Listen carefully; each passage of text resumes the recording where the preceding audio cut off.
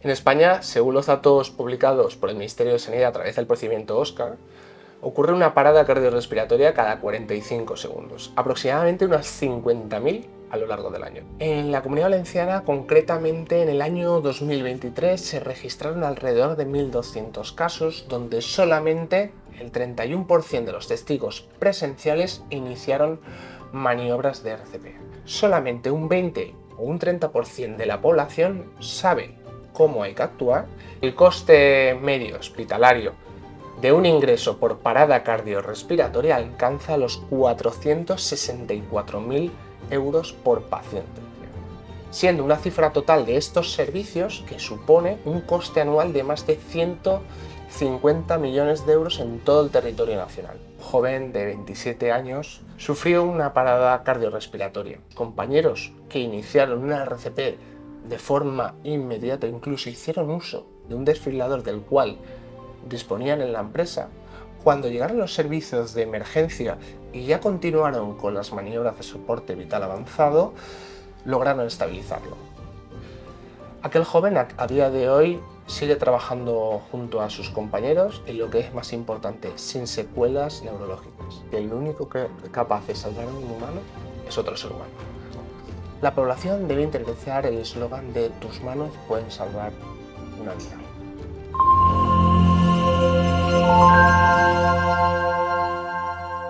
Estamos con Vicente Benlloch, técnico en emergencias sanitarias SAMUR-SES, Comunidad Valenciana, y además instructor de Suma una Vida. Bienvenido, Vicente. Muchas gracias. Vienes a hablarnos sobre la importancia que tiene que la población conozca qué es una parada cardiorrespiratoria y la manera de reaccionar ante una situación así. Sí, espero aportar mi granito de arena porque un tema tan importante como este puede salvar muchas vidas. Vicente, en primer lugar, el primer punto que tenemos que tener claro es que las personas no saben reaccionar ante una situación así. Esto es más preocupante de lo que la gente puede imaginar, porque a cualquiera le puede ocurrir y en cualquier momento podemos presenciar cómo la persona que tenemos delante de nosotros se desploma de repente y queda inconsciente. ¿Y qué sucede entonces? La primera reacción es de sorpresa, bloqueo, no saber qué hacer, y la situación es aún peor cuando se trata de un amigo o familiar, donde el suceso se vuelve especialmente tenso por la carga emocional que conlleva. Por mi experiencia profesional veo que la población no está lo suficientemente preparada ni formada para abordar un evento así, que puede llegar a salvarle la vida a nuestro compañero, amigo o simplemente de la persona que tenemos desplomada ante nosotros. A mí me llama la atención un hecho. Si actualmente vivimos en la era de la información, gracias a Internet, redes sociales, ¿a qué se debe esta falta de información en un hecho tan importante? Es verdad, llama la atención que en una sociedad tan evolucionada como la que vivimos, recibiendo información por todas partes, no se dé la importancia suficiente a la RCP y al hecho incontestable del gran número de vidas que podrían salvarse, insisto, podrían salvarse con una actuación adecuada a tiempo. La población no está concienciada porque tampoco es un tema bonito ni cómodo de tratar. No suele ser agradable hablar de situaciones críticas o de la muerte. La gente huye de estos temas hasta que el problema aparece de repente y te lo encuentras de cara. Entonces, si no estás formado ni preparado, aparece el bloqueo, la inacción, el no saber qué hacer, las inseguridades. Claro, al final los profesionales de las emergencias vivís este tipo de situaciones. ¿Ocurre más veces de lo que nos imaginamos?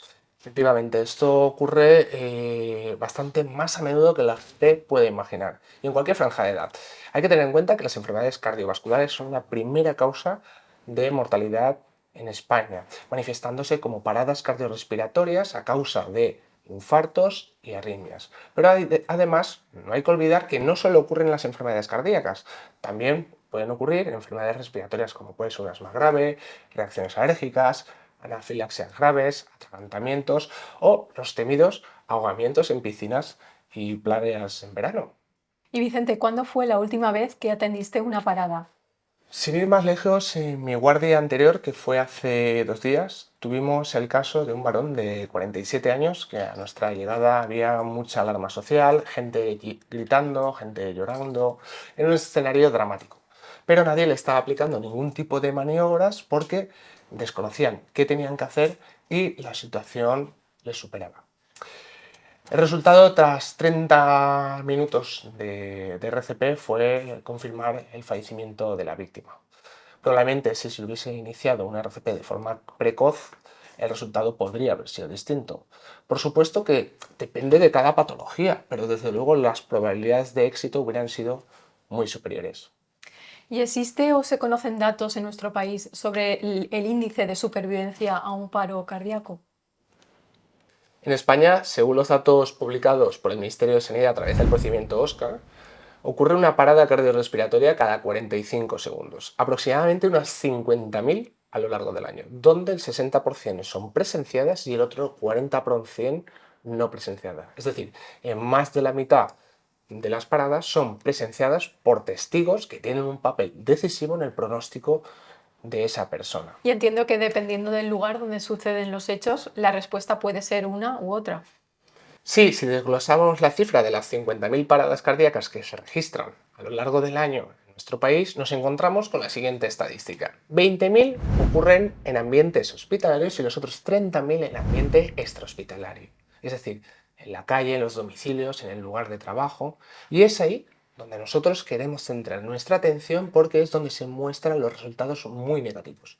Porque únicamente entre el 2 y el 3% de la población afectada logra sobrevivir. Sin duda, este porcentaje sería muy superior si se aplicaran las maniobras que todo el mundo debería conocer. Y Vicente, ¿de qué cifras más o menos hablamos en la Comunidad Valenciana?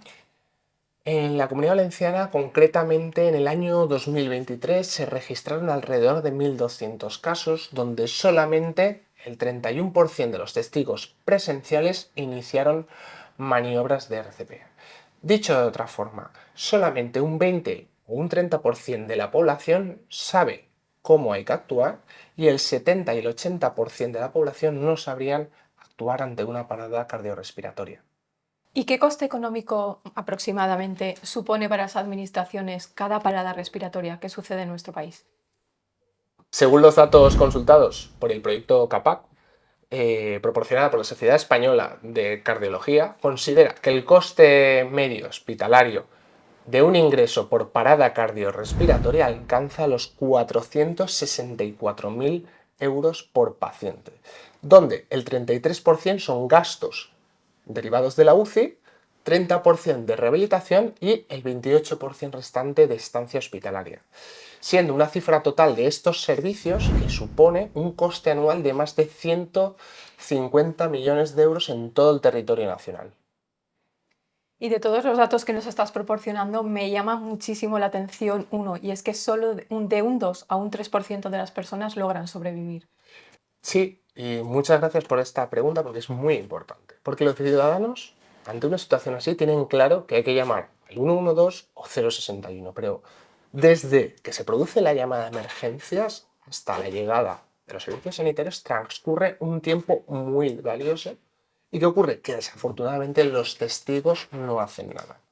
Tenemos que tener en cuenta que cuando se produce una parada cardiorrespiratoria, cada minuto que pasa, sin que nadie le proporcione maniobras de reanimación, la esperanza de supervivencia empieza a decaer entre un 10 y un 12%. Repito, cada minuto que pasa. Es decir, que si no se inician maniobras en un tiempo inferior a 10 minutos, es poco probable que a nuestra heredada esa persona pueda sobrevivir. Y ante este límite de tiempo que nos estás comentando, ¿hay un margen de reacción? Sí, y si partimos de la base que desde que se produce la llamada de emergencias hasta que llega una ambulancia al lugar hay un tiempo medio de respuesta entre 4 y 15 minutos, dependiendo de los criterios de ubicación y otras circunstancias, durante esos minutos angustiosos el papel de la población que presencia la parada cardiorrespiratoria es crucial. Son como los minutos de oro, por decirlo de alguna manera, donde una actuación correcta podría cambiar totalmente el pronóstico de esa persona. Y cuando llegan los servicios sanitarios, ¿qué pueden hacer en una situación así? Desafortunadamente, en los servicios de emergencia nos enfrentamos con demasiada frecuencia que cuando llegamos ese tiempo está sobrepasado. La franja de los 10 minutos es muy corta y los testigos no suelen iniciar maniobras, con lo que el resultado suele ser irreversible. En cambio, Si los testigos inician maniobras de RCP, lo que están haciendo es sustituir la ausencia del latido cardíaco por el masaje con las manos. Esto permite que el flujo sanguíneo siga llegando a los órganos y especialmente al cerebro. De este modo, cuando lleguen los servicios sanitarios, hay muchísimas posibilidades de recuperación. La verdad es que algo tan básico, tan determinante y relativamente tan sencillo, que esté descuidado, deja mucho que reflexionar. ¿Realmente en qué estamos fallando? En absoluto, esto es relativamente simple.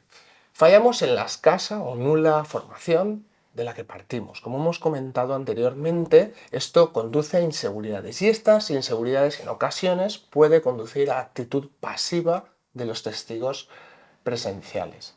Habitualmente, algunos de mis alumnos suelen plantearme las mismas preguntas, como por ejemplo, ¿qué sucede si hago algo y complico más la situación? ¿O qué pasa si hago algo que no toca y me vuelvo en un problema legal, por así decirlo? Claro, al final son dudas que le surgen a los testigos, pero que también es normal que surjan este tipo de dudas. Claro, efectivamente, y estas dudas son totalmente racionales debido a la poca información de la que se parte. Porque cualquier persona debería saber que ante un contexto como el planteado, si se siguen las recomendaciones establecidas por la ERC, que son estándares para todo el mundo y que tienen por objetivo preservar la vida de una persona, en ningún momento este tipo de maniobras pueden derivar en responsabilidad legal alguna. Yo suelo decir que la peor de las RCPs es la que no se hace, porque ninguna RCP puede empeorar la situación más de lo que está, porque estás muerto y no hay nada peor que estar muerto. Es una contrarreloj de persecución a la muerte. Incluso en la peor de las RCPs puede hacer que se llegue a la meta y hacer que cuando lleguen los servicios sanitarios puedan terminar el trabajo que tú empezaste para salvarle la vida a esa persona. Pero entiendo que una persona, pese a haberse formado, también puede quedarse bloqueado en una situación límite. Claro que sí, podría. Y sobre todo si se entremezclan sentimientos de seres queridos, donde el bloqueo podría aparecer y justamente, y lo normal, es que cuando se da una parada cardiorrespiratoria nos encontremos con alguien cercano. Por ese motivo, si hacemos una repetición cíclica de estas técnicas, esto ayuda a generar más confianza, por lo que ante dicha situación se podría abordar con menor temor. Vicente, eres un testimonio muy valioso. ¿Nos podrías ofrecer algún tipo de ejemplo de lo que te haya podido suceder? Yo suelo plantear un caso de una de las empresas que veníamos formando desde hace 2 años, en el cual un día un joven de 27 años, y aparentemente sano, sufrió una parada cardiorrespiratoria. Y además se dieron un cúmulo de circunstancias porque cuando se llamó al servicio de emergencias no tenían claro y no se dio la ubicación de forma clara y concisa, lo que esto hizo que los servicios de emergencias se retardaran más de lo habitual. Pero pese a esas circunstancias, sus compañeros que iniciaron una RCP de forma inmediata, incluso hicieron uso de un desfibrilador del cual disponían en la empresa, cuando llegaron los servicios de emergencia y ya continuaron con las maniobras de soporte vital avanzado, lograron estabilizarlo. Aquel joven a día de hoy sigue trabajando junto a sus compañeros y, lo que es más importante, sin secuelas neurológicas.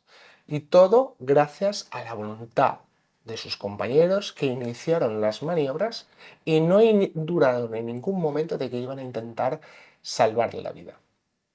La verdad es que pese a tener un final feliz, pone la piel de gallina una situación así, claro. ¿Cómo podríamos mejorar en todo esto para tener unas mejores cifras? En primer lugar, necesitamos darle la importancia que verdaderamente merece, mediante cursos, charlas, difusión, como aquí hoy nosotros, pero no hacerlo de una vez y ya está, hay que hacerlo de forma seria. Para ello se requiere perseverancia e insistencia entre la población.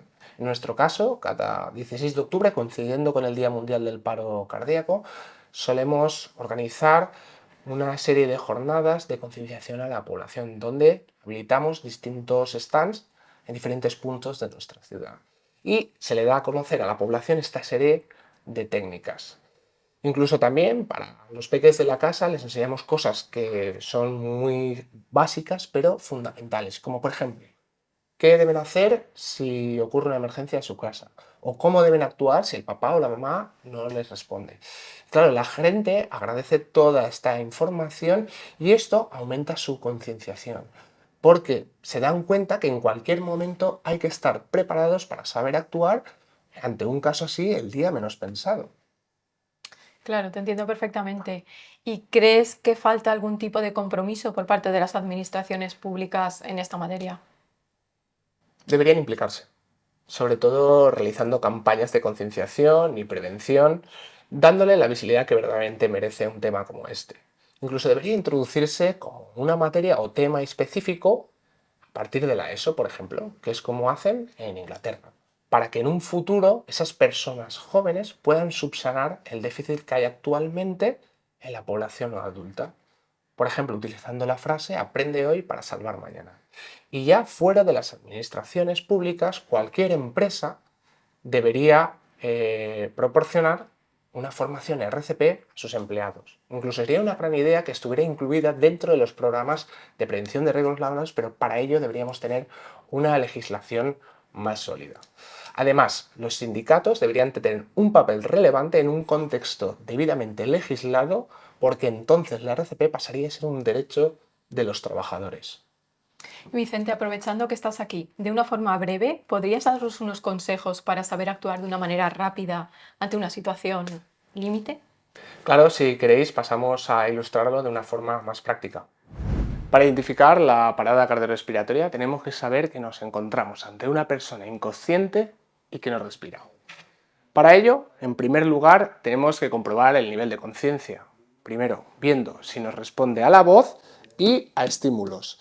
Si de este modo no obtenemos respuesta, lo que vamos a hacer ahora es comprobar la respiración. En este caso, lo que vamos a hacer es, en primer lugar, abrir la vía aérea mediante la maniobra frente-mentón, haciendo un movimiento basculante y ahora aproximando nuestro campo auditivo hacia la boca de la víctima y dirigiendo nuestro campo visual hacia el pecho. Si en esta posición no escuchamos sonidos respiratorios, no sentimos su aliento o vemos que nos eleva su pecho y transcurridos alrededor de unos 10 segundos no obtenemos respuesta, lo tomaremos como una parada cardiorrespiratoria. Y es aquí, justo en este momento, cuando debemos activar el sistema de emergencias. Para ello, sacaríamos el móvil si estamos solos, colocaríamos en manos libres y de forma simultánea iniciaremos la secuencia de RCP. Para hacer la RCP, en primer lugar, vamos a entrelazar nuestras manos y las vamos a colocar en el centro del tórax de la víctima. Una vez estamos posicionados, levantamos nuestro cuerpo y lo dejamos caer con una profundidad máxima de entre 5 y 6 centímetros. Y vamos a empezar la maniobra 30 veces seguidas a una velocidad entre 100 y 120 por minuto. Transcurridas las 30 compresiones y si nos vemos dispuestos y capacitados para hacerle las respiraciones artificiales, lo que vamos a hacer ahora es volver a abrir la vía aérea, pinzar la nariz y ahora nuestros labios los vamos a sellar con los de la víctima y vamos a insuflar aire 2 veces, viendo que el tórax se eleve. Finalizadas las 2 ventilaciones, volvemos a reanudar las compresiones y esta técnica iremos realizándola de forma continua, la secuencia 32, hasta que lleguen los servicios sanitarios o nos traigan un desfibrilador. Y por último, Vicente, de todo el tema que estamos abordando, ¿crees que algún día podríamos mejorar los resultados que tenemos? Hay una frase célebre, muy bonita y que me gusta mucho, que dice que el único capaz de salvar a un humano es otro ser humano.